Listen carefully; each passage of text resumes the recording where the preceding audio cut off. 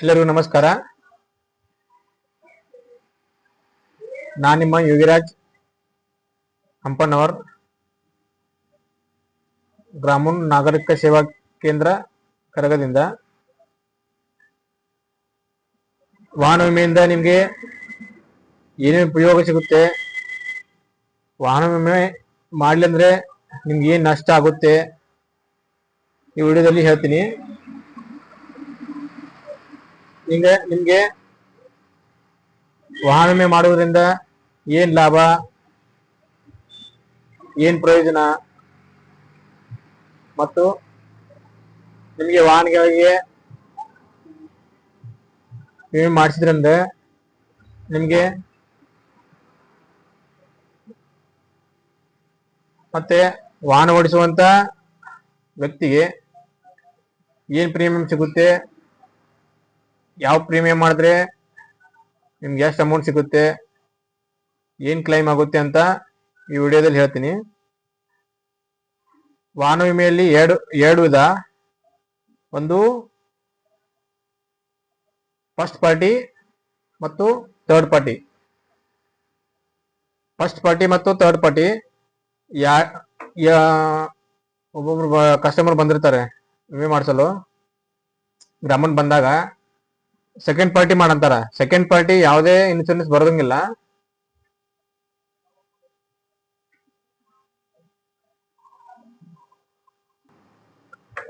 Second party ಅಂತ ಯಾವ insurance ಬರೋದಿಲ್ಲ.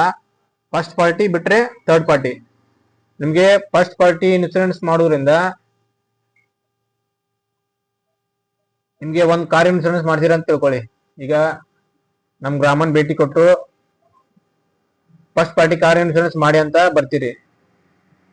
ಬಂದಾಗ ಫಸ್ಟ್ ಪಾರ್ಟಿ ಇನ್ಶೂರೆನ್ಸ್ ಮಾಡಿಸೋದ್ರಿಂದ ನಿಮ್ಗೆ ಕಾರ್ ಓಡಿಸುವಂತ ವ್ಯಕ್ತಿಗೆ ಮತ್ತೆ ಕಾರ್ ಇರುವಂತ ಪ್ಯಾಸೆಂಜರ್ಗೆ ಎಲ್ಲರಿಗೂ ಬೆನಿಫಿಟ್ ಸಿಗುತ್ತೆ. ಯಾಕಂದ್ರೆ ನಿಮ್ಗೆ ಫಸ್ಟ್ ಪಾರ್ಟಿ ಮಾಡಿಸೋದ್ರಿಂದ ಪಿ ಎ ಕವರ್ ಮತ್ತು ಫಸ್ಟ್ ಪಾರ್ಟಿ ಇನ್ಶೂರೆನ್ಸ್. ನಿಮ್ಗೆ ಈಗ ಫಸ್ಟ್ ಪಾರ್ಟಿ ಇನ್ಶೂರೆನ್ಸ್ ಈಗ ಒಂದು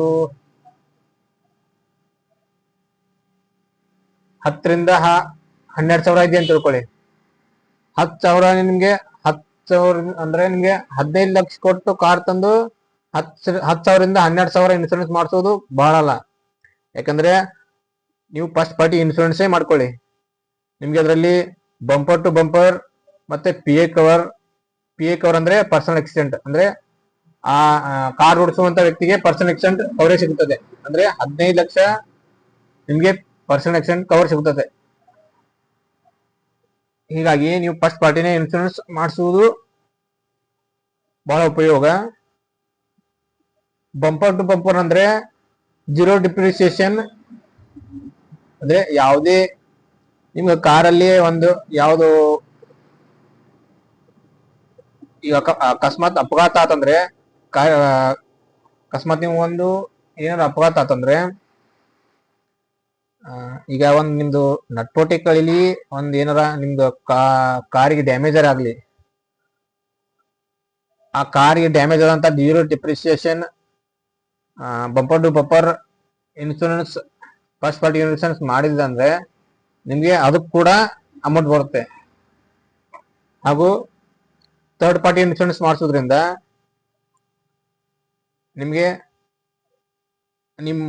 ನೀವು ಫಸ್ಟ್ ಅಂದ್ರೆ ನಿಮ್ದು ಅಪೋಸಿಟ್ ಯಾರು ಇರ್ತಾರಲ್ಲ ಅವ್ರು ನಿಮ್ಗೆ ಥರ್ಡ್ ಪಾರ್ಟಿ.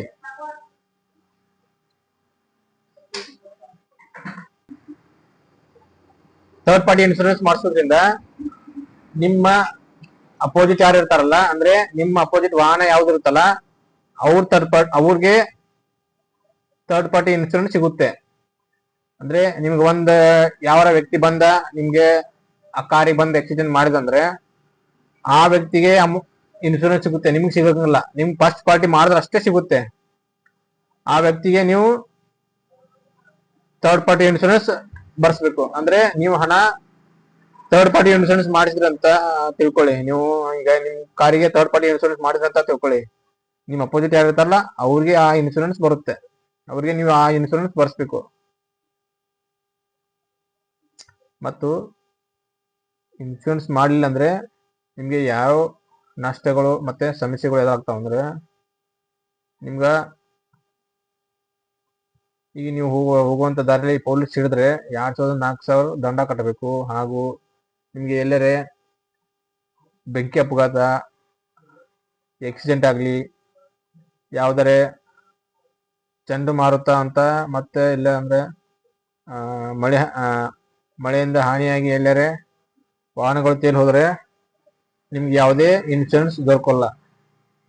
ಇನ್ಶೂರೆನ್ಸ್ ಮಾಡಲಿಲ್ಲ ಅಂದ್ರೆ ನಿಮ್ಗೆ ಯಾವುದೇ ಅಂತ ಇನ್ಶೂರೆನ್ಸ್ ಕಂಪನಿಯಿಂದ ನಿಮ್ಗೆ ಯಾವುದೇ ಇನ್ಶೂರೆನ್ಸ್ ಬರಂಗಿಲ್ಲ. ಯಾಕಂದ್ರೆ ನೀವು ಇನ್ಶೂರೆನ್ಸ್ ಮಾಡಿಸಿಲ್ಲ ಅಂದ್ರೆ ನಿಮ್ಗೆ ಏನು ಸಿಗೋದೇ ಇಲ್ಲ. ಅದಕ್ಕೆ ಇನ್ಶೂರೆನ್ಸ್ ಮಾಡ್ಕೊಳ್ಳಿ. ಇನ್ಶೂರೆನ್ಸ್ ಮಾಡ್ಕೋಬೇಕಂದ್ರೆ ನೀವು ನಮ್ಮ ಗ್ರಾಮವನ್ನು ಭೇಟಿ ಕೊಡಿ. ಗರಗದಲ್ಲಿ ಗ್ರಾಮೋನ್ ನಾಗರಿಕ ಸೇವಾ ಕೇಂದ್ರ ಜಿಯೋ ಆಫೀಸ್ ಮುಂದುಗಡೆ ನಮ್ಮ ಗ್ರಾಮೋನ್ ಇದೆ. ನಿಮಗೆ ಇನ್ಶೂರೆನ್ಸ್ ಮಾಡಿಸ್ಬೇಕಂದ್ರೆ ನಮ್ಮ ಗ್ರಾಮವನ್ನು ಭೇಟಿ ಕೊಡಿ. ನಾವು ನಿಮಗೆ ಇನ್ಶೂರೆನ್ಸ್ ಮಾಡಿಕೊಡ್ತೇವೆ. ಮತ್ತೆ ನಿಮಗೆ ಹೆಚ್ಚಿನ ಈ ವಿಡಿಯೋದಲ್ಲಿ ಹೆಚ್ಚಿನ ಮಾಹಿತಿ ನಿಮಗೆ ದೊರಕಿಲ್ಲ ಅಂದ್ರೆ ಮತ್ತೆ ಮುಂದಿನ ವಿಡಿಯೋದಲ್ಲಿ ನಿಮ್ಗೆ ಹೆಚ್ಚಿನ ಮಾಹಿತಿ ನೀಡುತ್ತೇನೆ. ಧನ್ಯವಾದಗಳು.